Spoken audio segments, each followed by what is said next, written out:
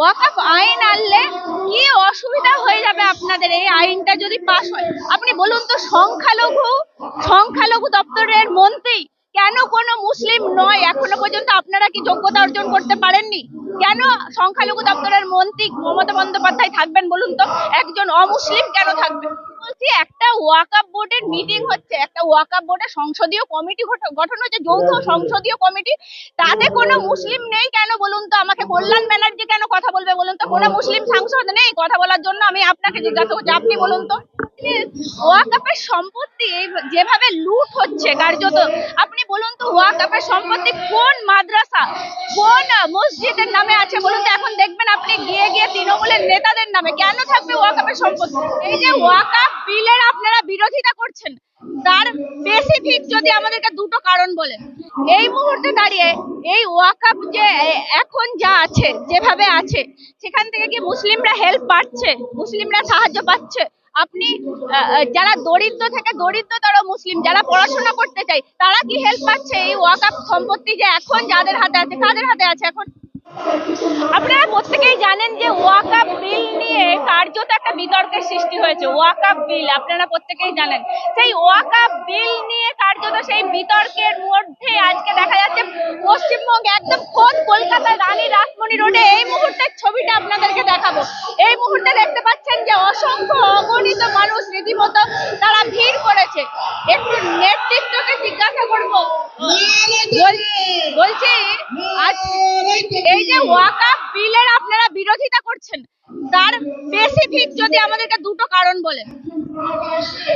প্রথম কারণ কে ওয়াকফের যত প্রপার্টি রয়েছে সেটা সরকারের নয়, আমাদের পূর্বজ বুজুর্গ ওনারা ওয়াকফ করেছেন বিলিভার্স চ্যারিটি।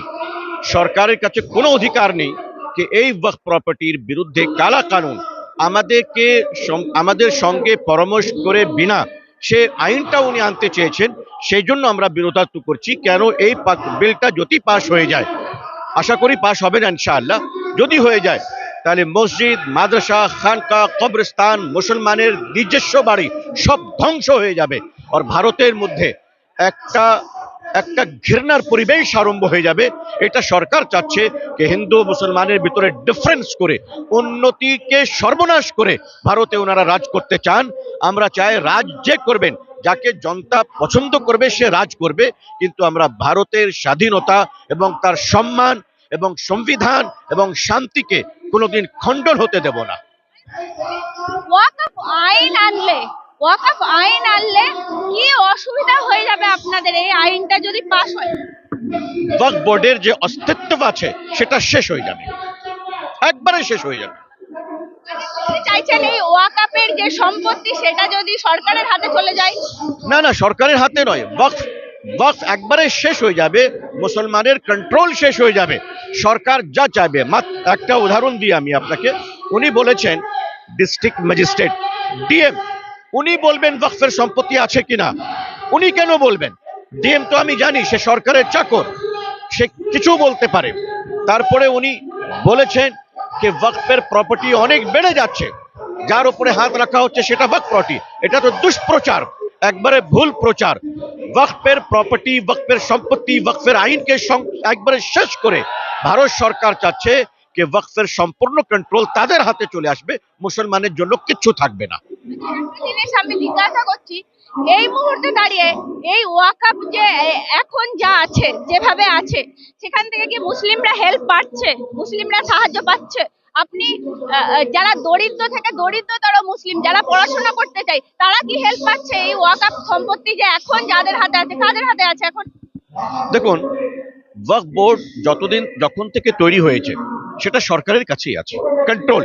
মুসলমান ইমপ্লিমেন্ট করছে, ওয়াকফ বোর্ডের মেম্বার, ওয়াকফ বোর্ডের চেয়ারম্যান, ওয়াকফ বোর্ডের সিও মুসলমান হয়।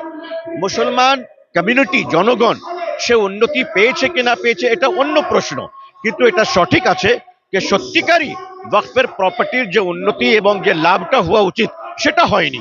এটা স্বীকার করতে কোনো ভুল নাই। ক্রিমিনালকে আপনাকে স্পেসিফিক একটা ছোট কথা বলছি, আপনি বলুন তো, সংখ্যালঘু দপ্তরের মন্ত্রী কেন কোনো মুসলিম নয়? এখনো পর্যন্ত আপনারা কি যোগ্যতা অর্জন করতে পারেননি? কেন সংখ্যালঘু দপ্তরের মন্ত্রী মমতা বন্দ্যোপাধ্যায় থাকবেন বলুন তো? একজন অমুসলিম কেন থাকবে? এটা এটা এটা একটা সত্যিকারই দুঃখের বিষয়। সেন্ট্রালেও দিল্লিতেও কেউ মুসলমান মিনিস্টার নেই, আর পশ্চিমবঙ্গ সংখ্যালঘুর জন্য একটা বিশেষ করে মুসলমান মন্ত্রী হওয়া উচিত। অবশ্যই এটা দুঃখের বিষয়। এই রকম যদি নিয়ম আর আইন পাস হয়ে যায়, তো আগে মন্ত্রী তো দূরের কথা, একটা অফিসারও মুসলমান পাবো না আমি। এত এত বিরোধ চক্রান্ত চলছে।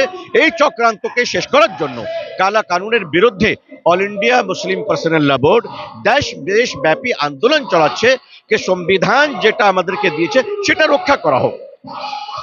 আরেকটা জিনিস, ওয়াকফের সম্পত্তি যেভাবে লুট হচ্ছে কার্যত, আপনি বলুন তো ওয়াকফের সম্পত্তি কোন মাদ্রাসা কোন মসজিদের নামে আছে বলুন তো? এখন দেখবেন আপনি গিয়ে গিয়ে তৃণমূলের নেতাদের নামে। কেন থাকবে ওয়াকফের সম্পত্তি? এই নিয়ম আর আইন যদি পাস হয়ে যায়, তো এই যে একটুকু আছে সেটাও থাকবে না। সে লড়াই সবকিছু লড়তে হবে। আপনাকে আমি ধন্যবাদ জানাই যে আপনি ওই প্রশ্ন তুলেছেন, যে সত্যিকারই এই প্রশ্ন নয়, একটা আইন আছে। আপনি প্রশ্ন করেননি, আপনি আইনা দেখিয়েছেন আমাদেরকে। আমি তার জন্য আপনাকে ধন্যবাদ জানাই। আর আমি বলি, এরকম ভাবে যদি প্রশ্ন হয়, তো আশা করি লুট মার চুরি চামারি সব বন্ধ হয়ে যাবে। দেখবেন একটা ভিডিও ভাইরাল হয়েছে, একজন মৌলানা সাহেব তিনি হাত তুলে কাঁদছেন, মাদ্রাসায় চাল নেই। ভাবতে পারছেন কি অবস্থা মুসলিমদের এই মুহূর্তে দাঁড়িয়ে? পশ্চিমবঙ্গের কথা বলছি আমি, আদার্স অন্য যে স্টেটের কথা বলছি না।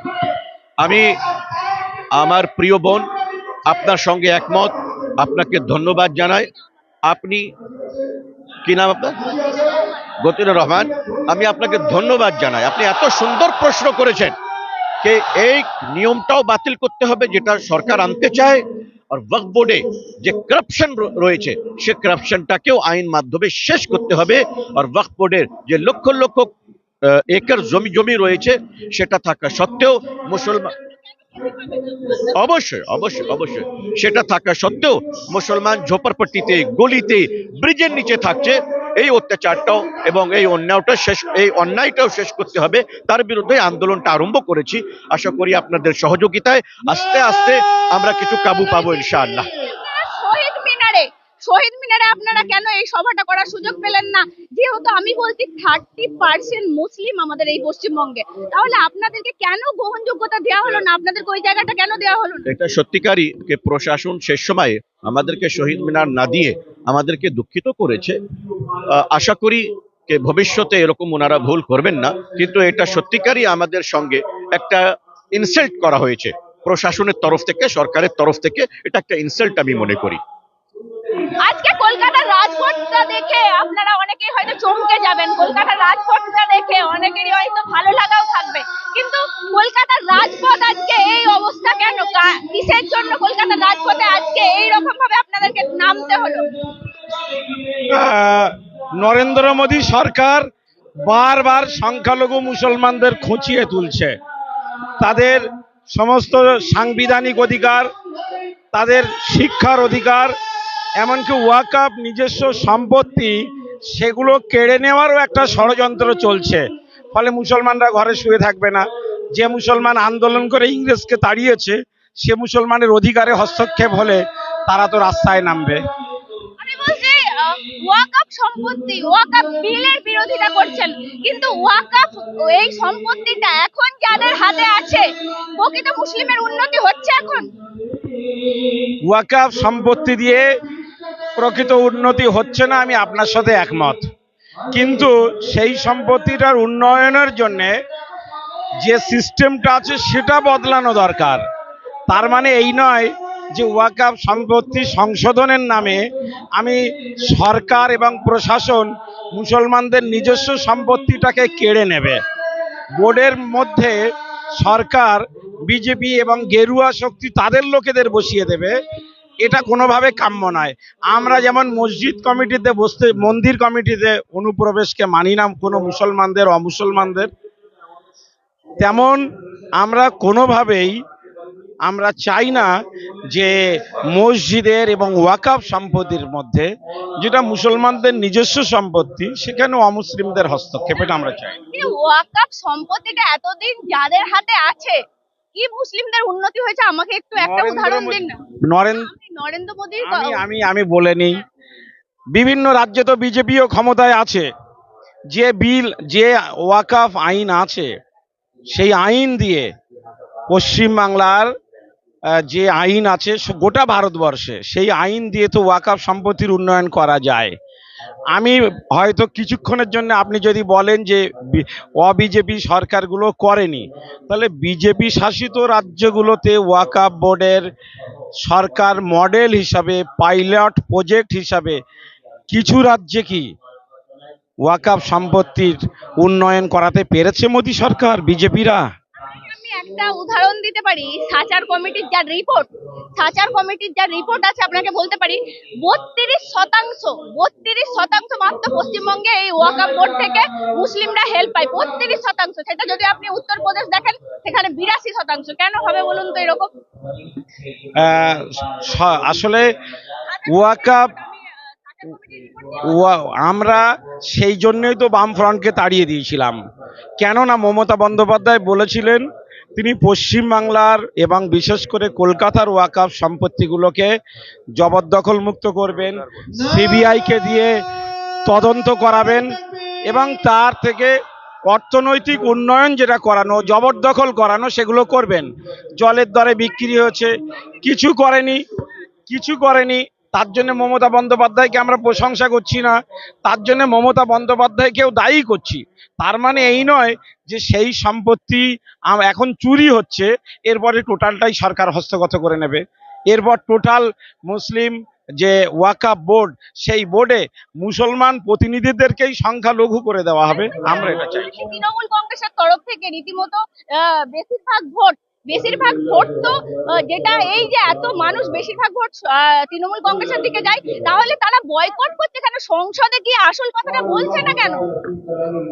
আমরা বলিষ্ঠভাবে বলেছি, তৃণমূল কংগ্রেস বিগত দিনে 370 ধারা বয়কট করেছে, বিগত দিনে তারা তালাক বিল বয়কট করেছে। বয়কটের নাটকটা আর দেখতে চাই না।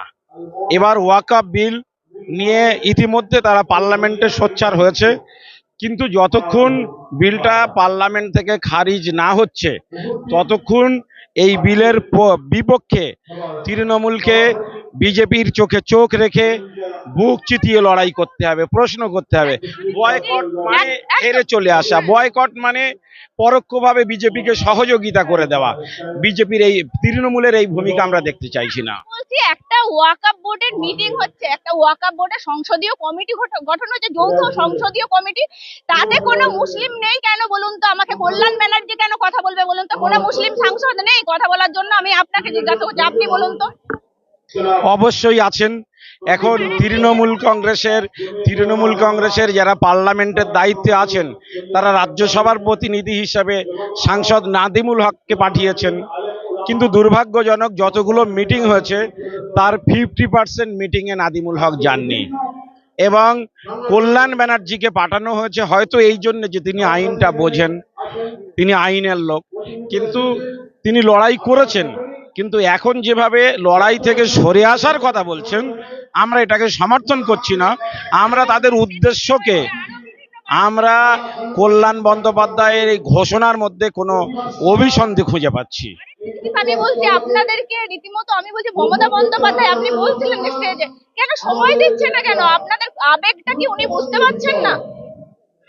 আমি নিজে all India Muslim personal law বোর্ডের জেনারেল সেক্রেটারি চিঠি নিজে একাধিকবার পাঠিয়েছি। দেখুন, বিজেপির শরিক দল এনডিএ, নীতিশ কুমার, চন্দ্রবাবু নাইডু, তারা পার্সোনাল ল বোর্ডের সঙ্গে দেখা করেছেন। কিন্তু বিজেপি বিরোধী শক্তি হিসাবে আমরা যাদেরকে ভোট দিয়ে নির্বাচিত করছি, তারা মুসলিম পার্সোনাল ল বোর্ডকে ভয় করছে? এটা কখনো হতে পারে? এই নিয়ে আজকের মেসেজ দেওয়া হচ্ছে। আগামী 23 এবং 24 November all India Muslim personal law বোর্ডের সর্বভারতীয় কনফারেন্স আছে ব্যাঙ্গালোরে। সেখানে এই ধরনের সেকুলার ধর্মনিরপেক্ষ শক্তি, যাদের উপরে নির্ভর করে আমরা মোদী সরকারের সাম্প্রদায়িক নীতির বিরুদ্ধে লড়াই করতে চাইছি, তাদেরকে দিয়ে লড়াইটা হবে না বিকল্প শক্তির কথা ভাবতে হবে। এটা ব্যাঙ্গালোর থেকে আগামী 23 এবং 24 নভেম্বরের কনফারেন্স থেকেই আমরা কথা বলবো। শহীদ মিনার পেলেন না কেন? শহীদ মিনার কেন দেওয়া হলো না আপনাদেরকে? আসলে চাইছেন না, যে এর মধ্যে হয়তো এমন কিছু থাকতে পারে যে যখন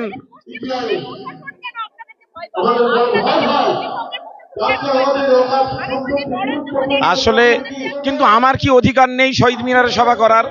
আমাকে কেন শহীদ মিনারে সভাবে করার পারমিশন অনুমতি দেওয়া হবে না? এবং গতকালকে সন্ধ্যাবেলা চিঠি দিয়ে বলা হচ্ছে যে আপনাদের শহীদ মিনার দেওয়া যাচ্ছে না, আপনাদের রানী রাসমণিতে সভা করতে হবে। যাতে করে সভা করার জন্যে আজকে কলকাতার যানজট হয়েছে, আমাদের সব কর্মীরা এখানে চার ফলে পৌঁছাতে পারেনি, কলকাতার সাধারণ মানুষের ভোগান্তি হচ্ছে, এটা আমরা চাই না।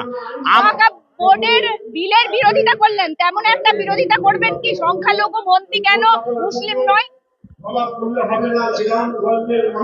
আসলে ভারতবর্ষে একটা বৃহত্তর গণতান্ত্রিক দেশ,